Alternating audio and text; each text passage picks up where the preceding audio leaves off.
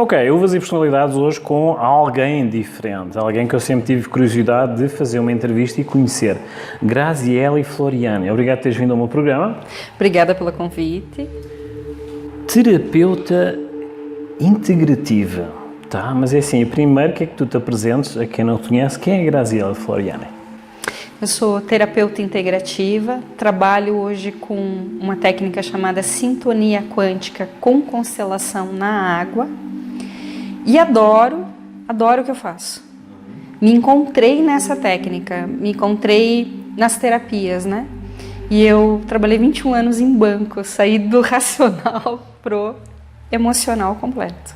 Diz-me uma coisa, como é que surgiu esse clique? Surgiu de... quando eu trabalhava em banco, as pessoas falavam para mim que eu tinha uma mão muito boa. E aí eu fui para massoterapia. Na massoterapia, as pessoas contavam a vida. Eu tocava e elas começavam a abrir. E aí eu começava ali, sem saber, sem ter total conhecimento, conversar sobre parte emocional. E do emocional ia para o corpo. Então eu comecei a perceber que uma emoção gerava uma dor no quadril, gerava uma dor no pescoço. E eu falei, eu vou estudar mais sobre isso. E quando eu fui entrar para estudar mais sobre isso, comecei a me apaixonar. Eu falei, faz muito sentido para mim. Aí entra a parte do acreditar nisso, no emocional, no espiritual e no científico. Que aí eu fui entender. Pera lá, tudo faz um sentido, tem um sentido, né? E aí eu conheci a técnica do Theta Healing e fui conhecendo outras técnicas. E aí eu cheguei a fazer um processo de missão de vida profissional. E veio água. Veio um vidro desse tamanho, assim, com água dentro. E nessa água vinha a informação. Transmutação da energia na água. Eu falei, nossa, eu vou congelar a água no ar. Não faz sentido para mim. Mas só ter aberto isso foi trazendo outras coisas, foi trazendo mais terapias e trouxe a constelação. E aí veio a constelação na água. Eu falei, agora sim. Agora eu vou entrar na constelação na água. E comecei a trabalhar com a constelação na água. Até eu conhecer o sintonia quântica, que fez mais sentido ainda dentro do processo. E aí eu transformei sintonia quântica com constelação na água. E coloco todas as ferramentas, por isso terapeuta integrativa. Tem crença limitante? Eu uso a técnica do Theta Healing, por exemplo. E eu vou trabalhando com vida passada dentro da água. E eu vou trabalhando, dependendo de cada situação, de cada pessoa. Porque cada indivíduo é único, né? Cada situação é uma situação. Existem regras? Existem. Que fazem sentido? Sim. Até a própria psicologia traz coisas que fazem muito sentido, né?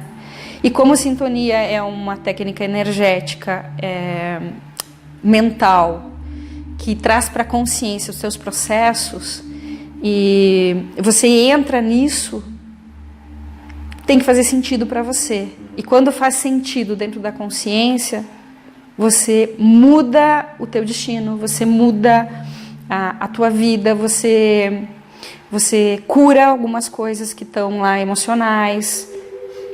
É outra vida para você, do que eu vejo e do que eu experiencio. No sentido único do nosso programa, a questão é apresentar a uva, tá? Personalidade, para ver o que é que faz o vinho.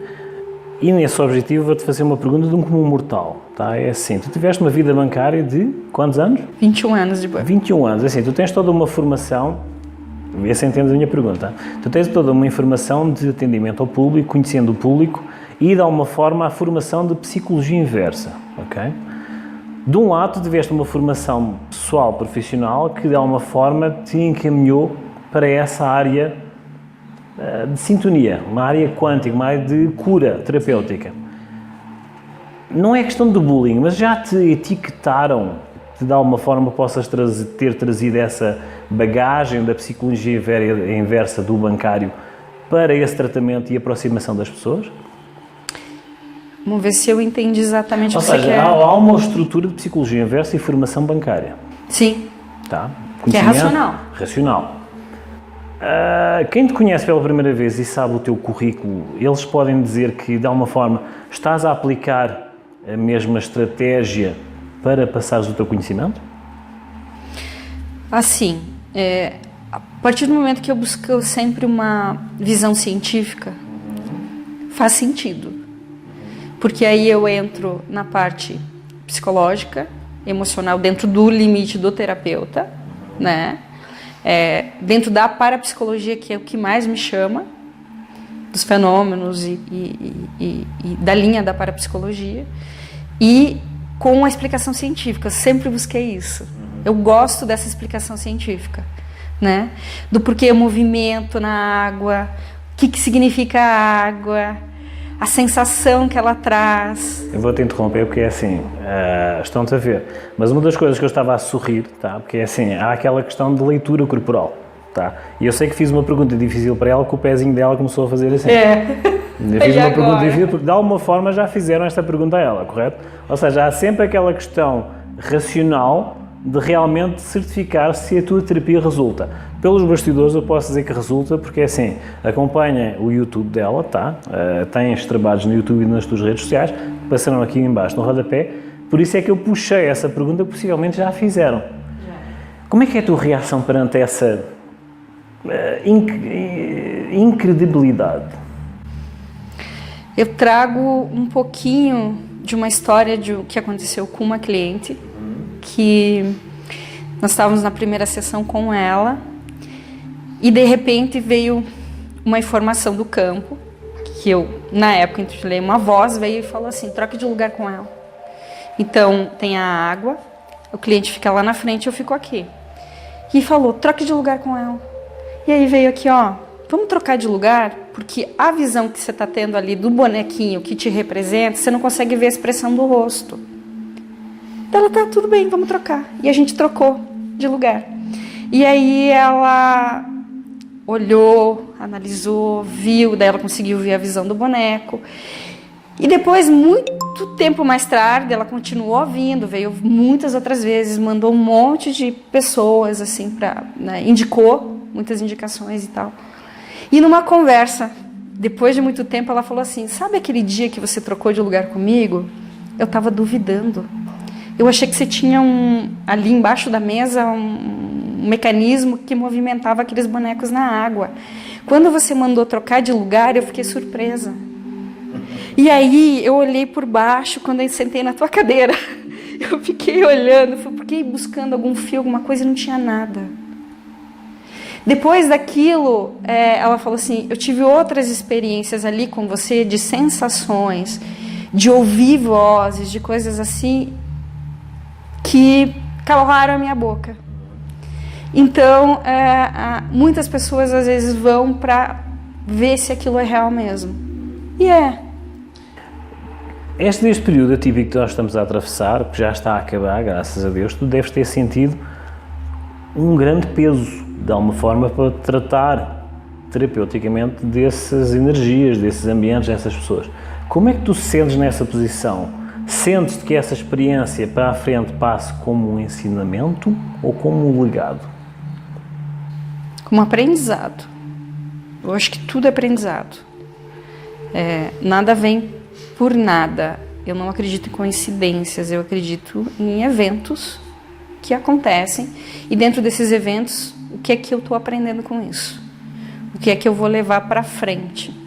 Se de repente aquilo está acontecendo comigo, para um pouco. O Covid veio para isso, né? No meu entendimento. Sentes-te como um canal? Sim. Sim. Eu acho que todo mundo é um canal. Eu acho que todos nós é um canal. Às vezes lá para aquele amigo que está precisando de alguma coisa. Mas terapeuticamente, sim.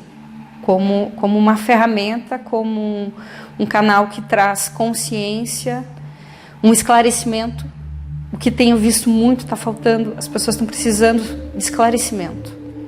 Está vindo muita dúvida, muito questionamento, muito que caminho seguir, estou perdido. Isso eu vi nesse processo da pandemia. Se reinventar.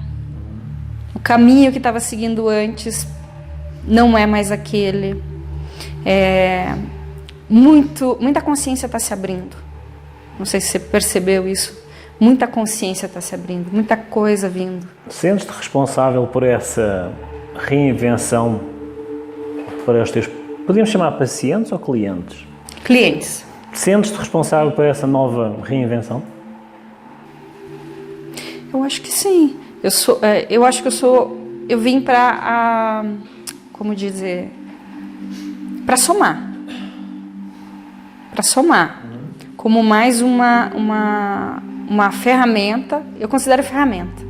Eu considero, porque quem se trabalha é a própria pessoa. Então eu venho trazer uma nova visão, uma ferramenta nova, né? Com novas possibilidades de mudança. Cura, quem faz cura é a pessoa, não a gente. O terapeuta, ele é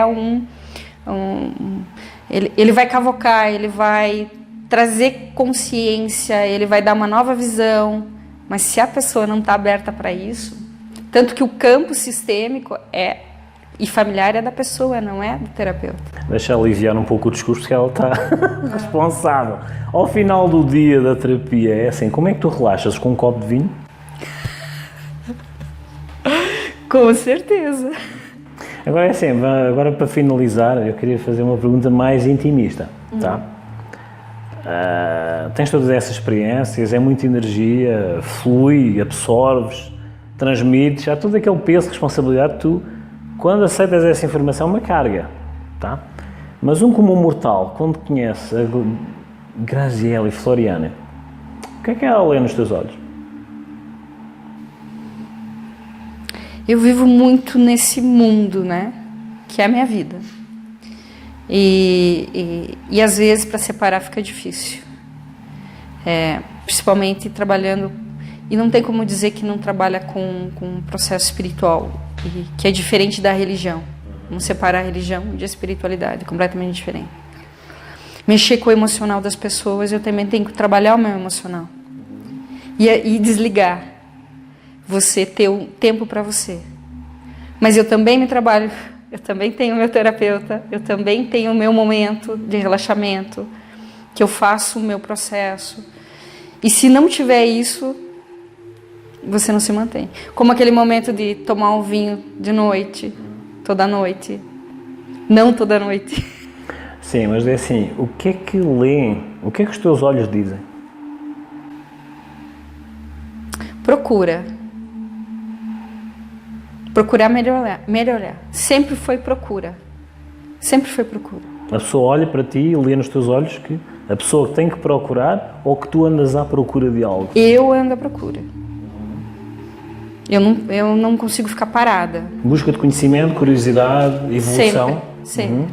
Isso eu. O que a pessoa olha e vê em mim, eu não sei. Aí você que pode dizer. Mas eu sempre estou na procura.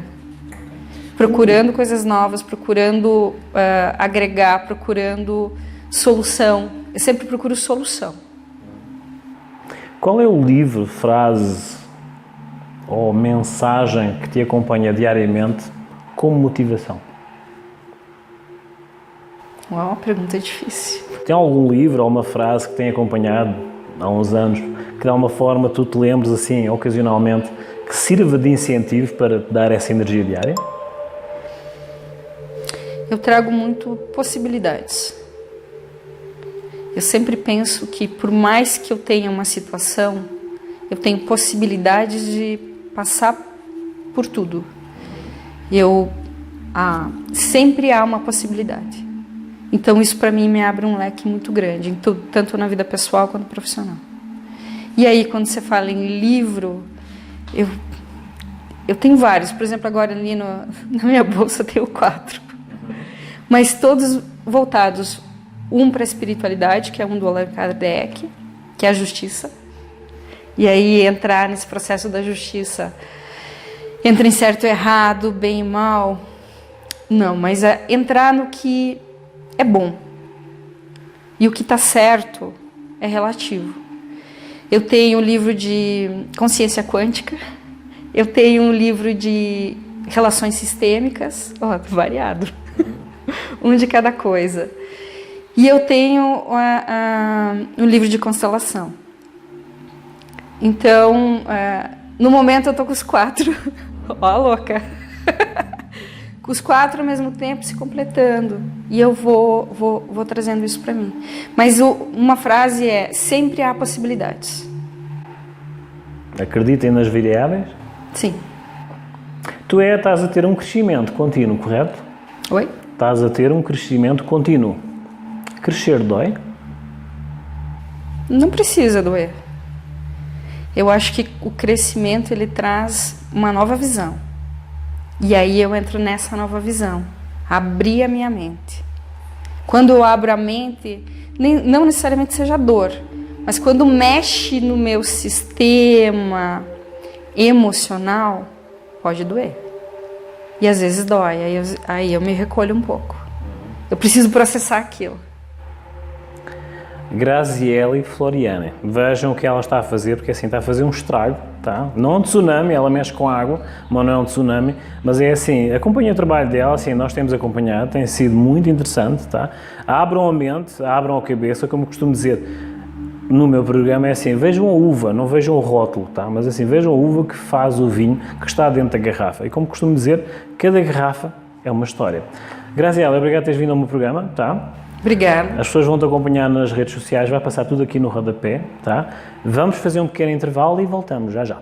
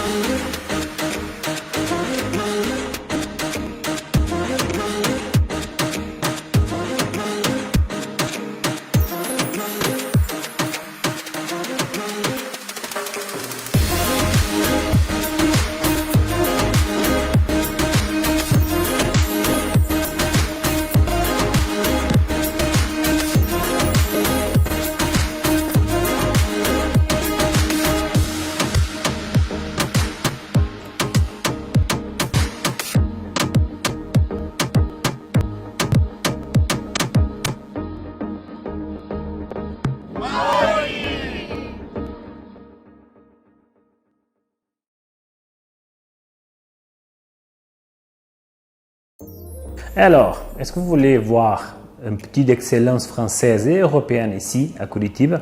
Venez voir Maison Lumière, d'après Maori Construction. La différence, exigence et la qualité française et européenne ici, à Curitiba. Les informations ils sont ici, dessous, avec le numéro et le contact, mais c'est ma suggestion. Venez voir un petit peu de France ici, à Curitiba.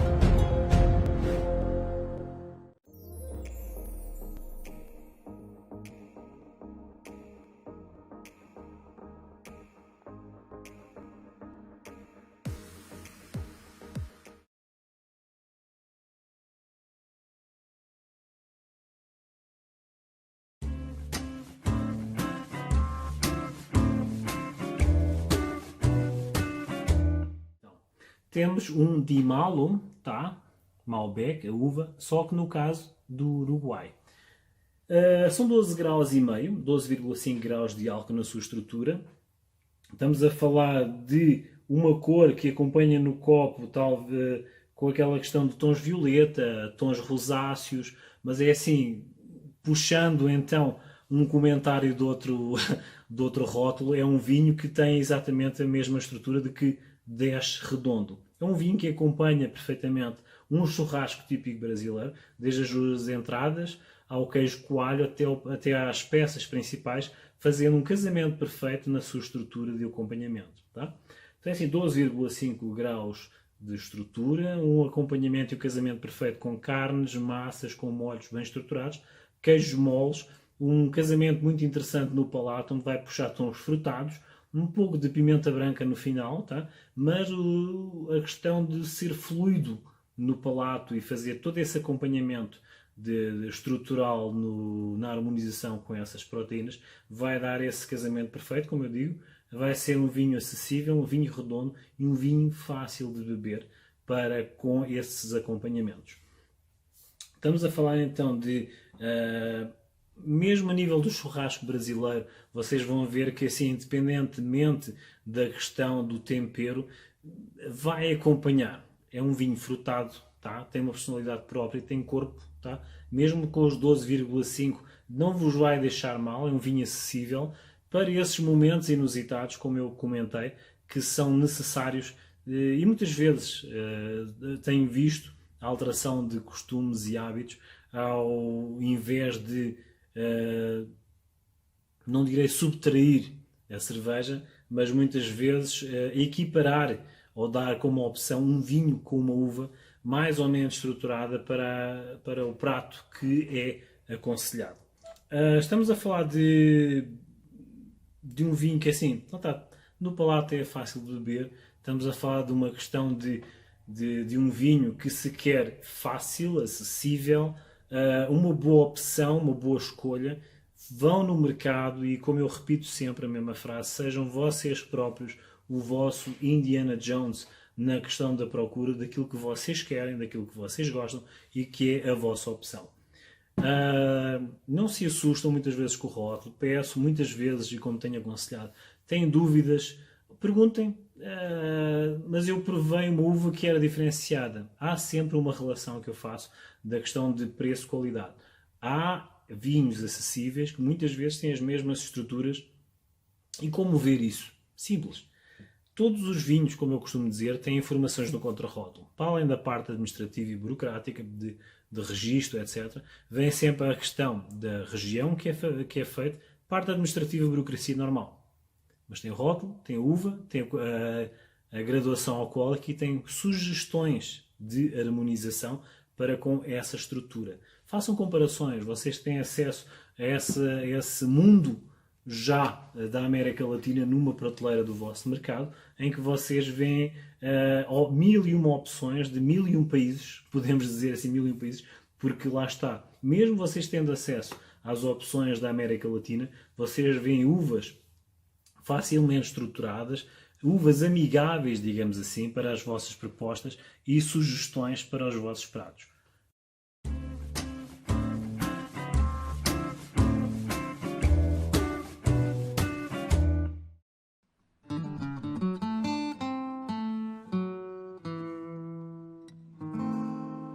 Bom, e desta vez vamos com uma outra personagem histórica, Queen Elizabeth de Inglaterra. A Rainha Elizabeth de Inglaterra, o que é que ela tem a ver com o vinho? Uma curiosidade, há quando no século XVII houve um conflito, aspas, comercial entre a França e a Inglaterra. E desde então, a Inglaterra não tinha um licor nacional que se chamasse deles. E muitas vezes importava de França esse xerez, dado o licor nacional. Mas a quando desse conflito comercial que houve entre a Inglaterra e a França, cortaram o fornecimento de xerez que se assemelha a madeira. Já havendo produtores de vinho do Porto no norte de Portugal, ingleses, optaram e sugeriram essa questão de, por que não, importarem o vinho do Porto de Portugal para a Inglaterra. Estamos a falar do século XVII. E desde então, e até hoje, século XXI, quando nós vemos a Queen Elizabeth de Inglaterra a levantar um cálice, levanta sempre, a desejar um feliz aniversário à Rainha, Long Live the Queen, ela está a beber um cálice de vinho do Porto português. Curiosidades, breves, mas lá está. Cada garrafa a sua história. Bom, então vamos a isto, mais uma curiosidade do mundo do vinho. Há a questão do vinho do Porto. Como é que foi descoberto o vinho do Porto? Crê-se que, quando das trocas comerciais entre Portugal e Inglaterra, no século XVII, o vinho que era exportado de Portugal para a Inglaterra azedava no caminho. Não só para a Inglaterra, mas para outros países. Mas por casualidade houve a questão de a algum dos marinheiros considerar a ideia de adicionar aguardente ou brandy ao vinho do Porto, ou vinho tinto, lá está, que era confeccionado no norte de Portugal. E lá está, por casualidade, descobriu o vinho do Porto. Notou-se que dava-lhe mais durabilidade, mais resistência e não azedava a quando da sua travessia em barris de carvalho para chegar ao seu destino. Como vê, mais uma curiosidade que o facto de o engenho humano, lá está, a necessidade faz o gênio, criou e desde então temos então o vinho do Porto exatamente com a mesma receita. Uma percentagem de brandy ao conhaque e todo o seu potencial e minerabilidade do norte de Portugal, como é chamado o vinho do Porto. Não percam então, foi mais uma curiosidade, e então que venha mais um episódio. Não percam.